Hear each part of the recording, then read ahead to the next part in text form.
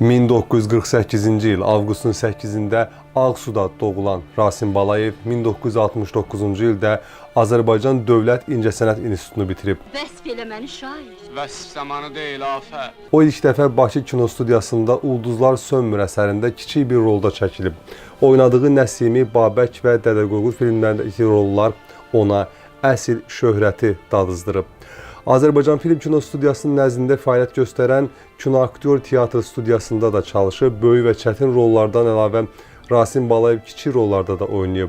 Bu Şirin Söz Azadlıq, Sənin Birinci Saatın, Xoşbəxt səhnəsi, Mən hələ qayıdacam, Birisi gün gecə yarısı kimi filmlərdə kiçik rollar alıb. Xalq artisti Özbək film, Mosfilm və digər kino studiyalarda da filmlərə çəkilib. Nəfsinə yük etmə onu, ey səbri nar istəmə. 1990-cı ildən 2013-cü ilə qədər Azərbaycan Kinematografçılar İttifaqının katibi, 2022-ci ildən isə Kinematografçılar İttifaqının sədri kimi fəaliyyət göstərib. Rasim Balayev bir çox aktyorların ömür boyu qazanmadıqları mükafatları yalnız Nəsimi roluna görə alıb. Həmin ərəfədə onun 25-26 yaşı vardı. Aktyor 31 yaşında isə Babək rolunu ifa edib. O Almaniyada, Türkiyədə, İranda, Tacikistanda, Asetiyada, Çeçenlərin ilk kinosunda, Özbəkistanda, Moskvada, Gürcüstanda və Almaniyada eyni zamanda bir çox qərb ölkələrində də çəkilən filmlərdə müxtəlif obrazlar yaradıb. O yalnız müsbət qəhrəman kimi sevilməyib, həm də cəmiyyətdəki mənfi tipləri də tamaşaçılar üçün bir obraz kimi yaratmağı bacarıb. Rasim Balayev 34 yaşında artıq Azərbaycanın xalq artisti idi. O, onlarla əcnəbi filmin dublyajında da müxtəlif xarakterli obrazlar səsləndirib. Ailənin böyüyü Rasim boyca hündür olsa da çəlimsiz uşaq olub. Hətta kiçik bacı qardaşları ondan böyük görünürlərmiş. Amma bu uşağın oxumağa, öyrənməyə o qədər həvəsi var idi ki, 5 yaşından artıq əlifbanı bilirdi. 6 yaşında heç kimin köməyi olmadan kitab oxuyurdu. Ədəbiyyat müəlliminin sayəsində ədəbiyyata, incəsənətə marağı yaranır. Nədənsə mənim şeir deməyim, əsərləri intonasiyalı oxumağım Nabat müəllimin xoşuna gəlirdi. Sinifdə dram əsərlərini rollara görə bölüşdürürdü. O vaxt radyo tamaşalar olurdu. Onlara qulaq asırdım və bu da sinifdə rolumu yaxşı oynamağıma imkan yaradırdı. Rayonda xəstəxananın həyətində dostunun bir nəfərlə sözü çəpləşir, dava başlayır. Rasim də təbii ki, dostuna kömək etməyə çalışır və dava böyüyür. Onları tutub milis məntəqəsinə gətirirlər. Sovet milisi xuliqanlığa görə Rasim Balayevi həbs edir. 100 gün Gəncədə həbsxanada yatdım. Həmin 100 gün mənə həyat dərsi oldu. Çox burnu yuxarı idim. Həyat mənim üçün əyləncə idi elə bil. Həbsxana göstərdi ki, əslində həyat nədir, necədir. Rasim Balayev sevdiyi əmisi qızı ilə evlənmişdi. Bakıda bir erməninin evində kirayə qalırdılar. Atasının ölüm xəbərindən sonra xəstəxanaya düşür. Həmin vaxt onun ikinci oğlu dünyaya gəlir. Rasim xəstəxanadan xəbər göndərir ki, oğlanın adını Asim qoysunlar.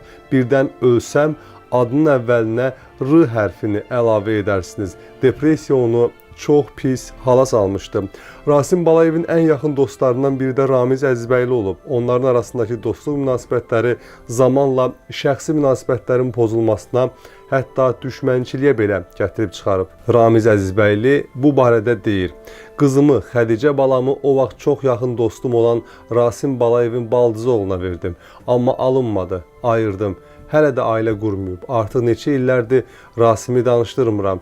Çox yaxın dost idi, amma övladıma görə dostluğumuzun üstündən qara xətt çəkdim. Əvvəl peşmanlıq hissim olurdu, amma indi hiss edirəm ki, ondan qırıldığıma sevinirəm. Bu saat Rasim Balayev qapıdan içəri girsə, xoş gəldin deyərəm, süfrə açaram, amma ürəyimdəki də ürəyimdə qalar. Onu heç vaxt bağışlamayacağam. Ramiz Əzizbəylinin qızı Cəlalə Əzizbəyli isə deyir: Rasim əmi nə xəstə yatanda, nə də atam dünyasını dəyişəndə gəlmədi.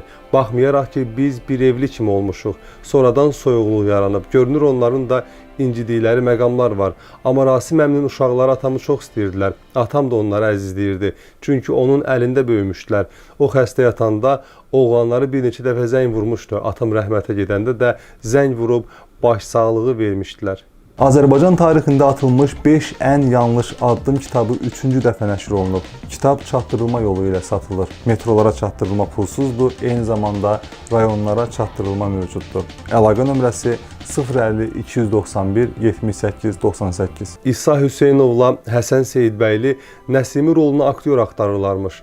Həsən Seyidbəyli tədris teatrında gördüyü oğlanı xatırlayır və tapşırır ki, ssenarini verin ona oxusun, sınağa gəlsin. Rasim ona xəstəxanada təqdim olunan ssenarini oxumadan qaytarır ki, mənim ömrümə az qalıb, sizi naümid eləməyim. Rejissor Səhiyyə Nazirinə zəng vurur. Xahişdən sonra Rasim yenidən müayinədən keçirilir və onu Mərdəkana, Əsəb sanatoriyasına göndərirlər. 1973-cü ildə Rasim Balayevin taleyi ilə bağlı çox ciddi bir qərar verilir. Rasim Balayev Nəsimi roluna təsdiqlənməklə həm də ölümün pəncəsindən qurtarılır. Rasim sevindiyindən uşaq kimi hönkür-hönkür ağlayırmış. Nəsimi filmi Rasim üçün uğurlu başlanğıc olur. Filmin ilk nümayişinin səhəri o artıq bütün Sovet İttifaqında məşhur idi. Məhəmməd Əmin Rəsulzadənin nəvəsi Rais Rəsulzadə tələbə zamanı Rasim Balayevlə eyni yataqxanada qalırlarmış. Rəsulzadə 2016-cı ildə mənə verdiyi müsahibəsində deyir: Rasimi tanımırdım, arabir görürdüm, qaradinməz oğlan idi. Tətil ərəfəsi idi, bir də gördüm həmin oğlan əlində bir topa vərəq ürəklə qaça-qaça dəhlizlə gəldi. Sonra bildim ki, o Nəsimi roluna təsdiq olunub. Bundan sonra hamımız Rasimi, daha doğrusu Nəsimini tanıdıq.